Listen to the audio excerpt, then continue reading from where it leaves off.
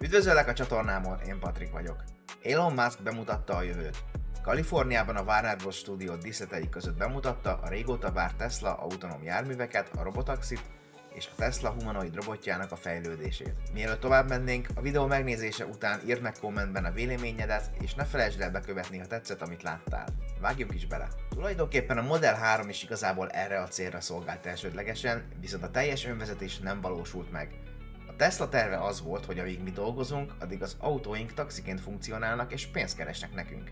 Ez eddig nem igazán valósulhatott meg. Elon Musk azt mondta, hogy az autóinkat egy héten kb. 10 órát használjuk csak, így azok nincsenek kihasználva. Viszont ha robotaxik járnák az utakat, akkor sokkal kisebb lenne a forgalom, sokkal kevesebb autóra lenne szükség.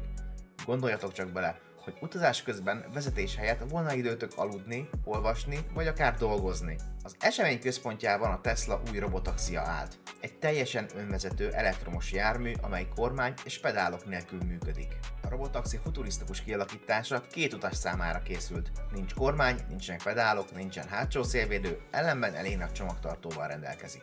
Ez egy nagyon olcsó és egyszerűen legyártható autó lenne. A töltés indukciós technológián keresztül működne.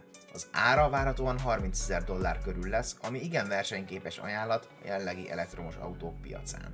Elon Musk szerint az utazási költség akár 20 cent per mérföldre is levihető, nyilván Magyarországon az ár és az utazási költség azért jóval magasabb lenne. A Tesla tervei szerint 2026-2027-ben indulhat a gyártás, ami szerintem eléggé optimista hozzáállás, de úgy legyen. Az előadás közben egyszer csak beállt a színpad elé egy több ember szállítására alkalmas robovan, ami teherszállításra és személyszállításra is alkalmas.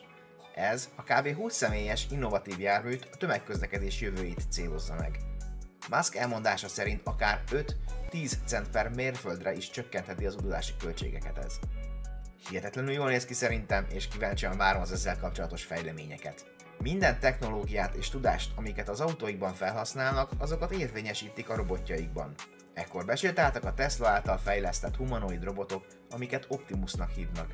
Rengeteg robot mászkált a vendégek között a rendezvényen, szelfiztek velük, és még italokat is felszolgáltak a bárban.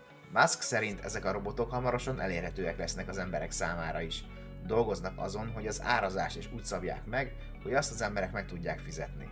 Itt pontos árat nem mondott, 20 és 30 ezer dollár közé lőtte be ezt a rendezvényen.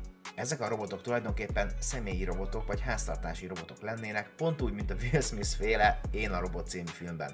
Remélem azért a piros lámpát nem fogjuk meglátni soha.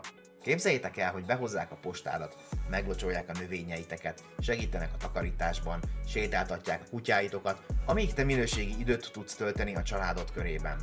Ha ezek a robotok tényleg ennyire okosak lesznek és ennyi mindent fognak tudni csinálni, akkor ez gyökeresen fogja megváltoztatni az emberiség életét. Hát meglátjuk, hogy fog a fejlesztés haladni a következő 1-2 évben. Írjátok meg kommentben a véleményeiteket. Köszönöm, hogy megnézted ezt a videót, ha tetszett, akkor dobj egy lájkot a videóra, írj egy kommentet, és ne felejts el bekövetni hasonló tartalmakért. Én Patrik voltam, találkozunk a következő videóban. Sziasztok!